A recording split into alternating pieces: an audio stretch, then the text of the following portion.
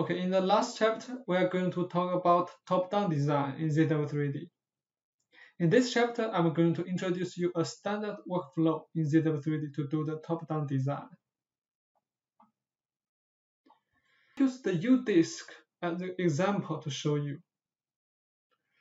The steps are as below. So step 1, you need to design the skeleton, which is the outline of the U-disk. And step 2, we need to divide the skeleton into several parts.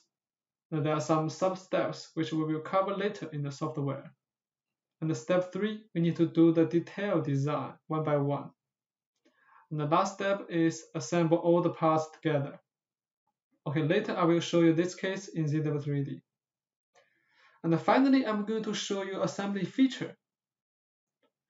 Use this kind of tools, we can create assembly cut, assembly hole, assembly fillet, and also assembly chamfer. And you can decide whether to propagate to part level. Okay, now let's move over to ZW3D to show you more details. Okay, next I'll show you how to create top-down design in ZW3D. Okay, here we have the skeleton part, and we also have the divisional surfaces. Okay, so the next step will be divide the skeleton into 3 parts: the upper shell, the bottom shell, and also the lid. Okay, we use the divide command. Select the skeleton and the cutter. We use this one and divide. Okay, here you can see we have divided into 2 parts, and then we do it one more time. Divide, cutter. Okay. Okay, now you can see we have 3 parts. Okay. So the next step will be we publish the geometry. Here we can publish from the data exchange tab. Data exchange and the publish set. So we publish the lid. Okay. And then we rename it like lid part. Okay. And then we publish the upper shell.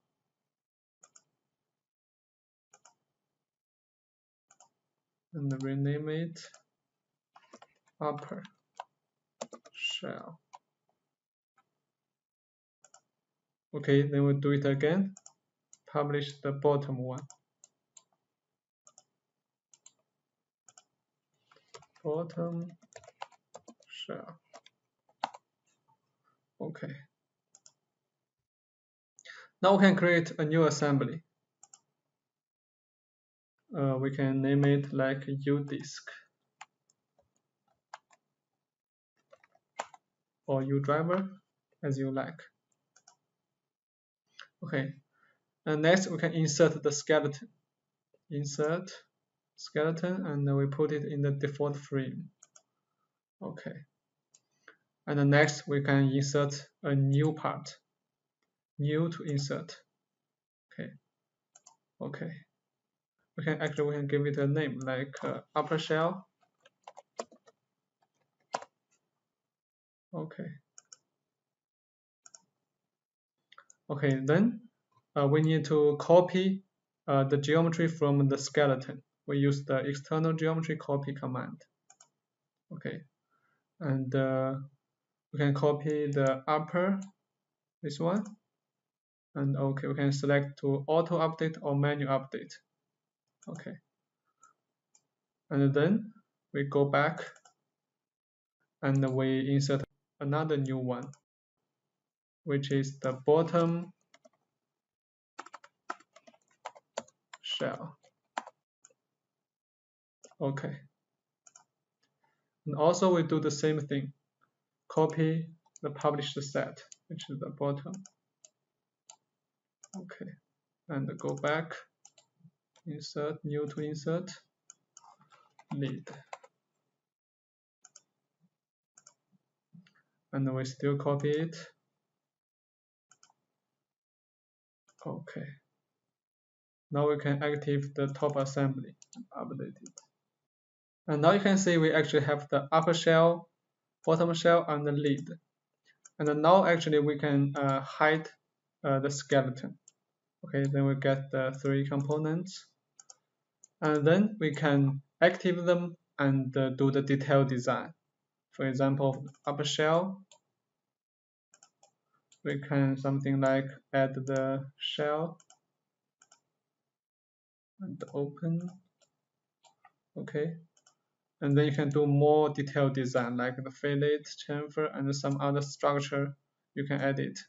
So I will not go very further here because this is all about the modeling functions. Okay, and also for the bottom shell, we can do the same thing, like a shell and more detailed design, like fillet chamber, as I said before. Okay, and we'll repeat it,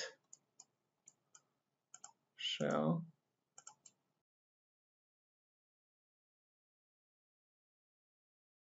Okay, now it's done. We can region it. Okay, now actually we can hide this one to show the lower one. Okay, I'll hide this one and unblank this one.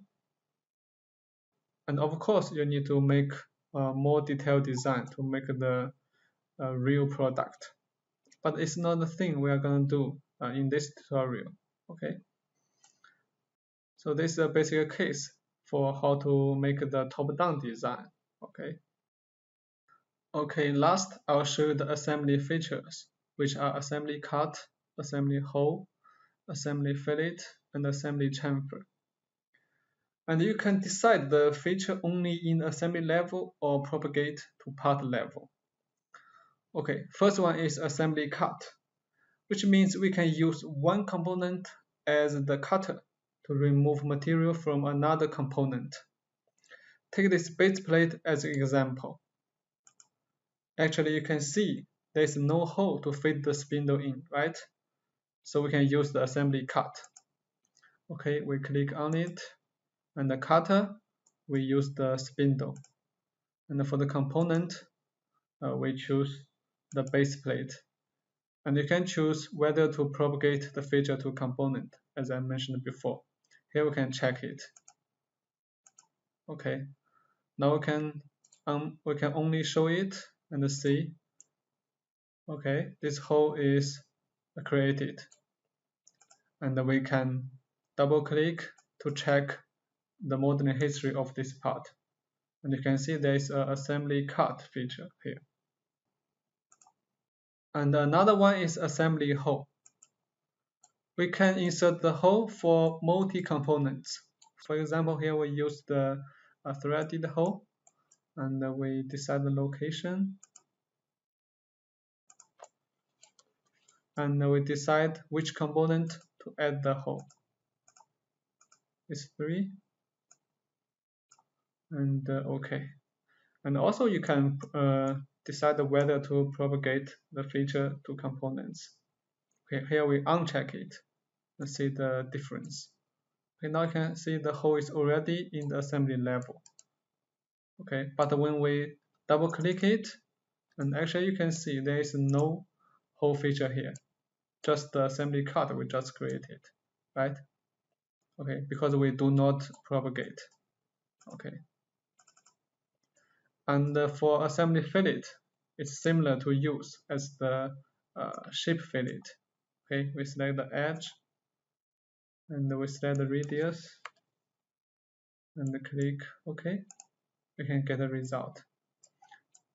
And the same, you can decide whether to propagate to the components.